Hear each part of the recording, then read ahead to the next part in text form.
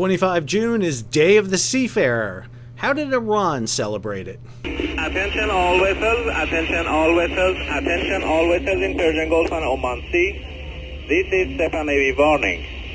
Transiting in the Strait of Hormuz is only possible with SEPA Navy permission and on designated routes.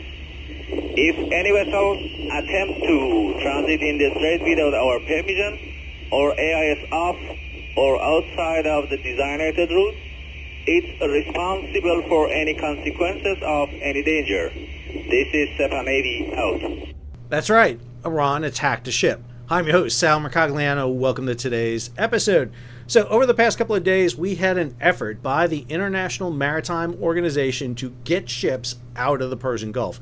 They were trying to free up the 11,000 mariners and over 800 ships that have been stuck in the Persian Gulf. This was a coordinated effort. The International Maritime Organization, the Sultanate of Oman, the United States of America, and even the Islamic Republic of Iran was involved in this. However, what transpired was an attack on a commercial vessel as it was transiting through the southern strait. We're going to talk about that and also talk about what it's like for the seafarers in the Strait of Hormuz and the Persian Gulf right now. If you're new to the channel, hey, take a moment, subscribe to the channel and hit the bell so you'll be alerted about new videos as they come out. All right, no better way to explain what it's like to be stuck in the Persian Gulf than to hear it from a mariner who is stuck there himself. I'm Captain Raman Kapoor. I'm from India. I have been sailing for past 28 years, sailing on oil tankers throughout my career. So let me show you around my vessel. Recently, my ship was stuck in the war zone. My ship was trapped there in Persian Gulf region during this heightened conflict. There was no safe way out, no corridor, no escort, no plan. Yet the ship never stops, We maintained continuous watches. We navigated as and when required. We stood on the bridge with missiles overhead. Especially during the beginning of the war, there were so many missiles and explosions we witnessed. Sometimes we have witnessed hundreds of missiles flying over our head in span of 30 to 40 minutes. Which was really a very frightening moment for all of us. The worst part was the uncertainty, No one could tell us if it would be 5 days or it could be 5 months. So prolonged stays turned into anxiety. As you can see, many ships are there. Young sailors, they had so many concerns. They were so scared. Their families were calling them. But unfortunately, we were trapped. There was no safe way out. So it was a very difficult situation for all of us. So the situation experienced by Captain Kapoor and the others within the Persian Gulf is not unusual. We've been talking about it here on this channel quite a bit. And in an effort to try to alleviate that, International Maritime Organization orchestrated this event to coincide with Seafarer Day. This was the announcement put out by the International Maritime Organization after months of hardship and distress for thousands of innocent seafarers and negative impact for the whole world. I welcome with deep satisfaction the peace agreement, it's not really a peace agreement, concluded between the U.S. and Iran, marking a decisive step toward restoring maritime security and bringing to an end the unacceptable attacks against civilian shipping. I want to pay tribute to the 14 innocent seafarers who have tragically lost their lives during the conflict. Interesting to note here, 11 of them were killed by Iran, 3 by the United States. Their dedication in service of global trade will not be forgotten. We will begin the implementation of the evacuation plan for over 11,000 seafarers still stranded in the region. This large-scale operation will be carried out in close cooperation with Iran, Oman, all other coastal states in the region, the United States, and the maritime industry. This was a big operation that was put in place, and there was a lot of moving pieces to it. The United Kingdom's maritime trade operations put out this advisory about the plan on 23 June. The Ministry of Defense for the Sultanate of Oman posted this, giving you the full information about the temporary transit route that was set up to be used during this period of time. And what we saw take place on 24 June, for example, was a huge amount of ships starting to move out of the Strait of Hormuz. 70 vessels were involved in crossings on 24 June, 43 outbound west to east, with 27 heading inbound. And you'll see there a group of ships using the northern part of the Strait of Hormuz, that is the area controlled by Iran, but an equally large number of ships were using that southern route. But it is after the attack on Everlovely that southern route locked up pretty quickly, and what we saw was literally no more ships moving through the area. Well, Everlovely was outbound in that large group of ships that was coming out of the southern part of the Strait of Hormuz. The ship was attacked.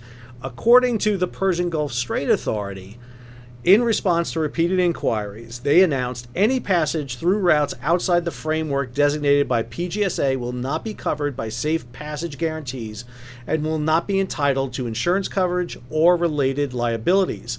The consequences arising from passage through unauthorized routes shall be the responsibility of the owner, operator, and vessel commander. We got a response from President Trump. The Islamic Republic of Iran shot at least 4 one-way attack drones at ships traversing the Strait of Hormuz. One of the drones solidly hit the upper deck of a large and very expensive cargo carrying ship. That is this vessel here, Everlovely. Damage was done, but the ship was able to proceed on its way. We knocked down 3 other drones. Obviously, this is a foolish violation of our ceasefire. So I've talked about this a lot. First off, ceasefire, you're shooting at each other. There's still shooting going at each other. Not exactly sure we can qualify this as a ceasefire. The whole reason they're calling it a ceasefire is to get themselves out of the issue of the war powers clause, because they had to kind of change the operation up so that they didn't have a continuous warfare, or else the War Powers Act kind of kicks in. Plus, a blockade is an act of war, but the blockade is done. The U.S. and Iran, with the Memorandum of Understanding, have peeled back the blockade, but at the same time, Iran is supposed to allow free transit of ships through the straits. The problem with Everlovely is that it appears that Everlovely did not follow either the Iranian procedures or the U.S. Omani procedures. It seems like the ship just bolted for the door. So this is the UK MTO warning that was issued on 25 June at 14:10 UTC time. UK MTO has received a report of an incident 7.5 nautical miles southeast of Dahit, Oman. A cargo vessel has been hit on the starboard side by an unknown projectile, causing damage to the bridge. Master has reported no casualties and no environmental impact. That subsequently led to this notice on 25 June suspending the IMO supported process. If we come over to marine traffic right now, you'll see not a lot of visible traffic moving through the straits. We have an Iranian tanker that's inbound, had just passed through here, the helm. Another ship coming in, a oil chemical tanker coming in, but we don't see anybody else here on AIS. But important to note, just because you don't see them on AIS doesn't mean they're not there. Good friend of the show, Tom Bike over on X, caught 6 very large crude carriers with satellite just northeast of Oman, moving through the Strait of Hormuz. They are not squawking on their AIS, but they are moving through the area. So all trade moving through the Strait of Hormuz is still in place. However, because of the attack on the Everlovely, the IMO has decided to suspend their operations. We get this note from Secretary General Dominguez. Following the launch of the IMO's evacuation plan, through which several vessels have already been successfully evacuated, I have decided to temporarily pause its implementation in order to reconfirm that the necessary safety guarantees continue to be in place for the ships on our evacuation list and all those in the region. I have been informed of an attack today in the Gulf of Oman on a vessel which passed through the Strait of Hormuz. This vessel did not transit under IMO's evacuation framework. I have always reiterated that the safety of the seafarers remain paramount.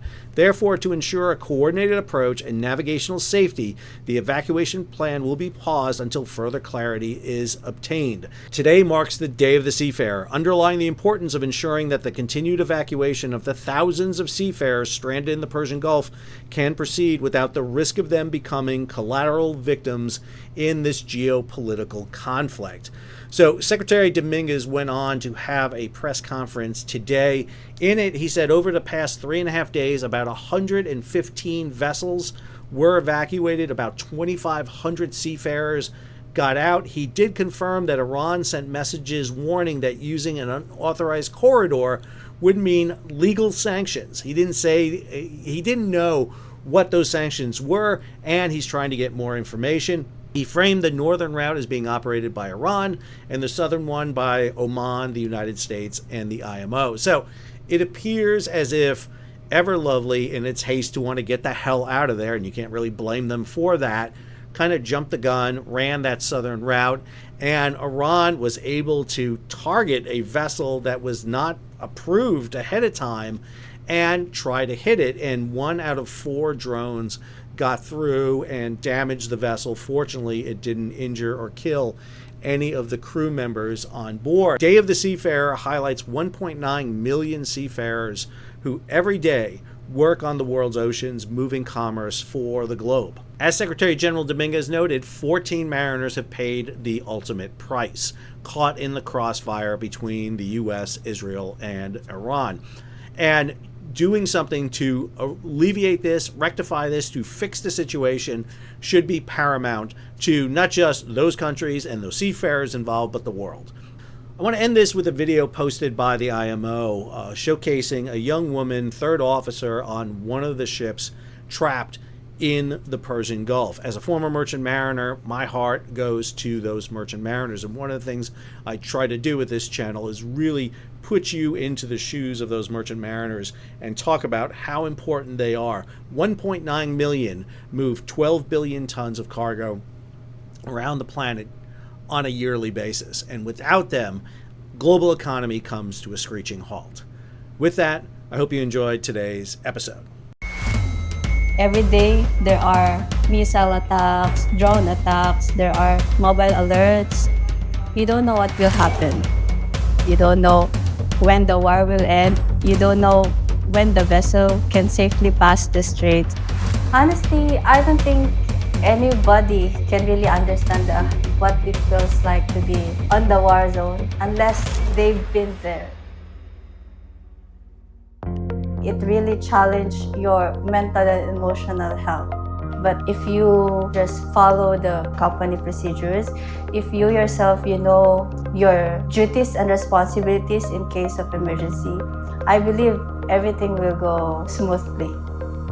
For me, the best thing that the people ashore can do to help the crew on board is to help them lessen the stress when it comes to economical stress, operational stress, policies like that.